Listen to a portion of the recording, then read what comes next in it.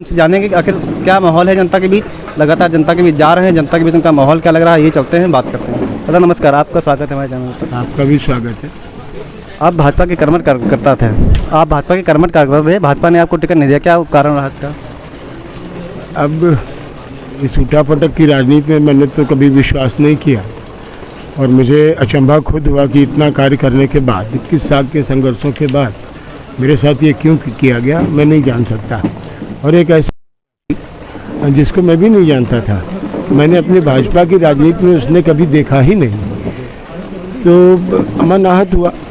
लेकिन फिर मुझे लगा अगर मेरे जैसे किसी अन्य कार्यकर्ता को, जैसे विश्राम सागर राठौड़ जी थे और भी तमाम लोग थे जिन्होंने अपना जीवन लगाया, उनका भी टिकट अगर हो गया होता तो मुझे तकलीफ़ नहीं होती, मैं अपने आप को विड्रॉ करता।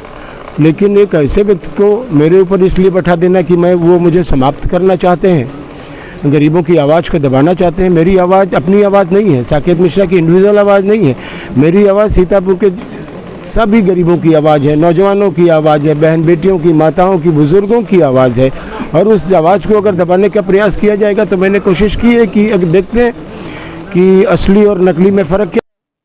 मैं असली भारतीय जनता पार्टी का कार्यकर्ता हूँ, मैं वो व्यक्ति नहीं जो क्षण में अपनी निष्ठा बदल दूँ। तकलीफ़ होती है, घर में भी मनमुटाव होता है जब किसी को दबाया जाता है, लेकिन अगर वो अच्छा कार्य करता है, सीट निकलता है, तो ये सीट मेरी सीट नहीं होगी, ये सीट हजारों भारतीय जनता पार्टी के देवतुल्य कार्यकर्ताओं को होगी और ये सीट योगी जी की सीट होगी। मैं ये सीट किसी अन्य को देने नहीं जा रहा।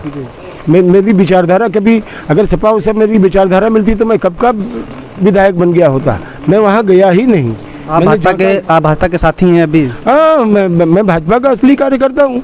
मैं भाजपा कार्यालय में भी वोट अपने देवतुल्य कार्यकर्ताओं से वोट मांगने गया, लेकिन वहाँ कुछ ऐसे लोग हैं जो मुझे कहते हैं जेल भिजवा दूंगा। अरे भाई, मैं अपने कार्यकर्ताओं के लिए जेल जाने को भी तैयार हूँ। मैं आपसे मदद मांगने गया था, मैं आपसे ये कहने गया था कि आप असली नकली की आप लोग भी पहचान करो, क्योंकि आप लोग भी जूझते हो। आपकी सारी परेशानियां इतने सालों में केवल और केवल मैंने दूर की हैं। किसी जनप्रतिनिधि ने मेरे कार्यकर्ता का कभी हाल नहीं लिया। मैं आपके साथ हूं और आप अगर मुझे जेल भिजवाते हो तो वो भी मंजूर है, लेकिन लड़ूंगा। आपने आरोप लगाए थे सांसद जी पर, आरोप लगाया था। ये सांसद जी का ही बनाया खेल है, मैं क्या कर सकता हूँ। संसद जी ने कहा कि एक कार्यकर्ता जाएगा, 40 आएंगे, तो वो 40 बुला लो।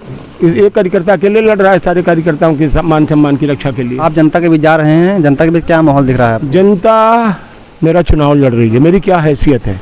मेरी कोई हैसियत नहीं। इतनी बड़ी पार्टी से लड़ना, हजारों कार्यकर्ता, हजारों संगठन उनके साथ जुड़े हुए हैं। मैं तो खाना बनाने से लेकर रात में कार्यकर्ता जब लेटता है तो मैं उसके रजाई तक उड़ाता हूँ और सवेरे मैं फिर शुरू हो जाता हूँ। 2-3 घंटे से ज़्यादा मैं सो नहीं पाता, सारा अकेले मैं मैनेज कर रहा हूँ। इसलिए मैं अपने लोगों से, जनता से, अपने कार्यकर्ताओं से और भारतीय जनता पार्टी के भी कार्यकर्ताओं से कह रहा हूँ कि मैं यार आपके लिए लड़ रहा हूँ और आप मुझे सपोर्ट करो। सीतापुर की जनता इस समय मेरा चुनाव लड़ रही है, आप इसमें अपनी सहभागिता पूरी करें। आप लगातार जनता की सेवा करते रहते हैं, अगर आप चुनाव जीतते हैं तो जनता के लिए क्या उपलब्धियाँ रहेंगे? विकास जनता के लिए मैंने अपना घोषणा पत्र दिया है। हर वो कमी जो सीतापुर के अंदर है, विकास के मामले में, एजुकेशन के मामले में, चिकित्सा के मामले में और ये किसानों के मामले में, ये जो आवारा पशुओं के मामले में, मेरी तमाम सी योजनाएं हैं जो धरी की धरी रह जाती हैं क्योंकि मुझे काट दिया जाता है। अगर मैं अब तक हो गया होता, पिछले साल पिछली बार अगर नहीं काटा गया होता तो सीतापुर के अंदर बहुत सा कार्य हो गया होता।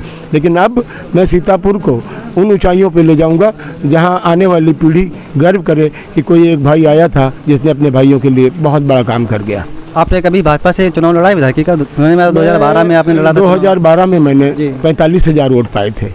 जब बड़े बड़े लोग, बड़े बड़े नेता 5-5, 7-7 हज़ार में सिमट गए थे, उस समय मुझे 45,000 वोट मिला था। तब आदरणीय मोदी जी नहीं थे, तब आदरणीय योगी जी नहीं थे, तब इतना बड़ा संगठन नहीं था, तब मैंने निकाला था। अटल जी इस समय उनके नाम को लेकर वो मुझे राजनीति में लाए, मेरे लिए वो लखनऊ में मैं उनके लिए गाड़ियाँ ले गया था। मैं उनकी विचारधारा को, दीनदयाल जी की विचारधारा को, अपने संगठन की, अपनी संस्कृति की विचारधारा को लेकर के जनता के बीच में जा रहा हूँ और काम करना है मुझे। अगर हम बात करें सीतापुर रोजगार की, यहाँ लोग रोजगार करने के लिए लखनऊ जाते हैं, तो अगर आप विधायक बनते हैं तो रोजगार के लिए क्या काम करेंगे? वही मैं कह रहा हूँ, हर नौजवान के जब सूने हाथों को देखता हूँ, उनकी खाली जेबों को देखता हूँ, तकलीफ़ होती है। वो उनकी मानसिक स्थिति सही नहीं है युवाओं की। वो अनर्गल नशे में डूब रहे हैं, घूम रहे हैं लोगों के पीछे, मोटरसाइकिलों में पेट्रोल डलाने के पैसे नहीं है उनके पास, अपनी इज्जत बचाने के पैसे नहीं है उनके पास। मैं सीतापुर के अंदर एक बहुत बड़ा विकास प्राधिकरण नैमिषारण्य और सीतापुर को मिला के मैं विकास प्राधिकरण की परिकल्पना यहाँ पे कर रहा हूँ और मैं शुरू से लगा हुआ हूँ इसके लिए। अगर वो आता है तो यहाँ से बहुत सा इन्वेस्टमेंट आएगा, फैक्ट्रीज आएंगी बड़ी बड़ी, और सी नैमिषारण्य जैसे धार्मिक प्लेस होने के बाद हमारा हरिद्वार और वृंदावन बढ़ गया, लेकिन तीरथ बर नैमिष में क्या था, तुलसी ने लिखा था, लेकिन हम नहीं इसको मिल पाए। अच्छी ट्रेनों का प्रबंध, अच्छे लोगों का प्रबंध, यहाँ पे हवाई अड्डा हो, यहाँ पे स्टेडियम हो और नौजवानों के हाथों में रोज़गार हो, इसके लिए मैं लगा हूँ और लगा रहूँगा मरते दम तक। योगी सरकार है, अगर हम बात सीतापुर की करें तो यहाँ का विकास से काफ़ी दूर सीतापुर है। अभी तक सीतापुर विकास से काफ़ी दूर रहा है, यहाँ तक विकास नहीं। यहाँ अगर ट्रामा सेंटर लोग मांग करते रहे, ट्रामा सेंटर चालू होना चाहिए। आपने ये सवाल आप अगर मुझसे बेहतर यहाँ के सांसद से करें, यहाँ के चेयरमैन राधेश्याम जायसवाल से करें, 4 बार का विधायक रहा राधेश्याम जायसवाल से करें, तो वो अच्छा उत्तर दे सकते हैं।